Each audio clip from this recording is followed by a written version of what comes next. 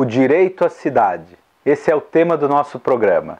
Nós começamos agora uma série de discussões, de debates, de conversas sobre Piracicaba. Vamos juntos. O programa de hoje tem como tema a violência contra a mulher. Essa é uma violência dirigida contra a mulher de maneira específica, mas que atinge a sociedade em seu conjunto.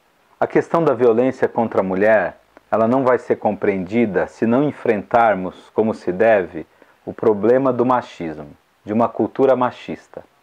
E o machismo, mais do que ações individuais, que é um problema, as ações que são reproduzidas dentro da família, né, onde se aprende a submissão da mulher e que o homem tem um lugar de privilégio, essa é uma realidade, mas há uma outra característica, que eu diria assim, fundamental, que é aquilo que o machismo alimenta, que é uma estrutura, uma lógica, um comportamento de opressão e de exploração. Por trás do machismo, por trás do racismo, das formas gerais de preconceito, existem ali interesses de exploração. Nós convidamos para o programa de hoje uma jovem advogada, que eu tive o prazer e o privilégio de ter em sala de aula anos atrás, não é? E hoje ela é formada em Direito pela Unesp e ela pesquisa sobre a violência contra a mulher no campo patrimonial. Penso que a Dani Negri tem muito que contribuir para entendermos não só essa dinâmica, né, de uma sociedade que vai produzindo violência contra a mulher, mas também de apontar caminhos para superarmos essa cultura de violência. Dani, você que tem pesquisado sobre a questão da mulher, especificamente o tema da violência, como é que essa questão aparece na nossa sociedade? Realmente o Brasil é um país que tem um índice de violência excessiva contra a mulher? O mapa da violência, que foi produzido pela Unesco em 2015, atestou que o Brasil é o 5º pior país para se nascer mulher, de uma lista de, se eu não me engano, 189 países. Mas por que o 5º pior país para se nascer mulher? Porque ser mulher no Brasil é um desafio.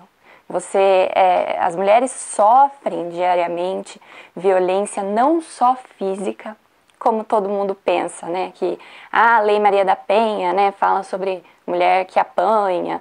Não é bem assim. As mulheres sofrem a violência no transporte público, elas sofrem violência com as propagandas machistas, elas sofrem violência ao terem medo de andar na rua e serem assediadas. Então, é uma realidade realmente muito triste que nós enfrentamos aqui no Brasil. A gente sempre pensa, né, numa perspectiva de que é preciso ter esse olhar global, a compreensão da situação da mulher no mundo, no Brasil como um todo, mas as ações mais efetivas, elas são sempre localizadas, né? Nessa linha de pensamento, sair do global para o local, na municipalidade, no contexto da cidade, como é que a gente pensaria um caminho para superar e para enfrentar essa violência? Se a gente pudesse fazer uma estruturação, não é? No sentido até de desenhar, qual seria o caminho para que a nossa cidade, por exemplo, pudesse promover o combate à violência e a proteção à mulher? Esse é um tema que eu diria o mais importante quando nós falamos em violência contra a mulher, porque não adianta só punir o agressor, nós precisamos mudar a cultura de violência. E esse é o maior desafio. Em Piracicaba, algumas medidas podem ser tomadas para diminuir. Alguns programas de ressocialização de pessoas que foram condenadas por agressão à mulher são programas educativos que ensinam o que é violência contra a mulher, que ensinam o que é o machismo, o que é o preconceito contra a mulher. Se essas ações fossem tomadas antes da ocorrência da violência, ou seja, se houvessem projetos educativos nas escolas, para as comunidades que abordassem o tema da violência contra a mulher, da necessidade de se tratar as mulheres e os homens como iguais, como sujeitos de direitos Da mesma maneira, essa educação poderia servir para prevenir novos casos. Outra questão bastante importante que eu enxergo seria a criação de políticas públicas e projetos para acolher as mulheres que estão em situação de violência e principalmente dar para essas mulheres independência financeira. Uma das maiores causas que fazem com que a mulher não denuncie e continue numa relação abusiva com um agressor é a falta de independência financeira. Muitas vezes aquela mulher tem filhos, ela não consegue se sustentar sozinha, então para ela sair de casa é realmente uma situação crítica, porque ela não tem para onde ir, ela não tem como se socorrer.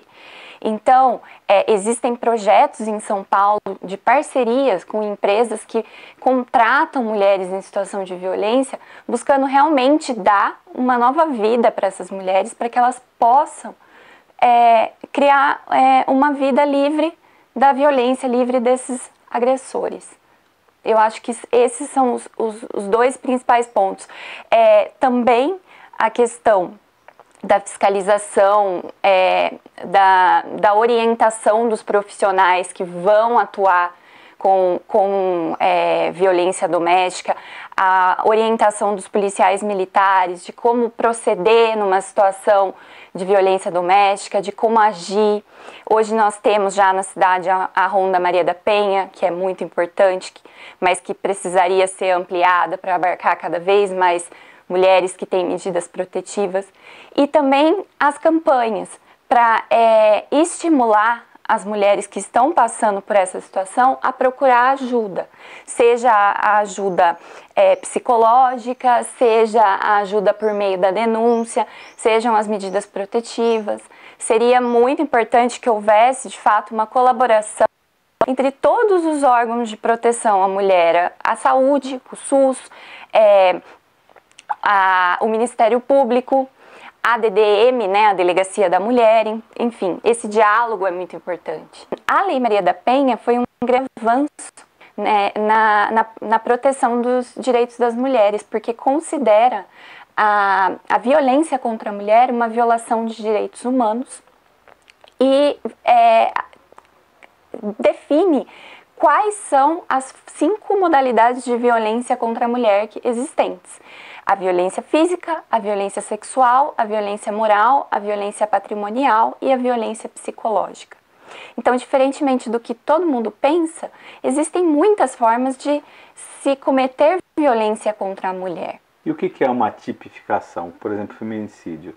Você atestar que é um feminicídio, o que isso significa do ponto de vista da lei, da aplicação da lei e da produção da justiça? Falar sobre feminicídio é falar sobre crime hediondo, crimes que exigem uma maior reprimenda estatal. Então, dificilmente, num crime hediondo, o agressor vai conseguir, por exemplo, no início da pena, um regime inicial mais brando, por exemplo, um semiaberto ou aberto. A progressão da pena também é maior.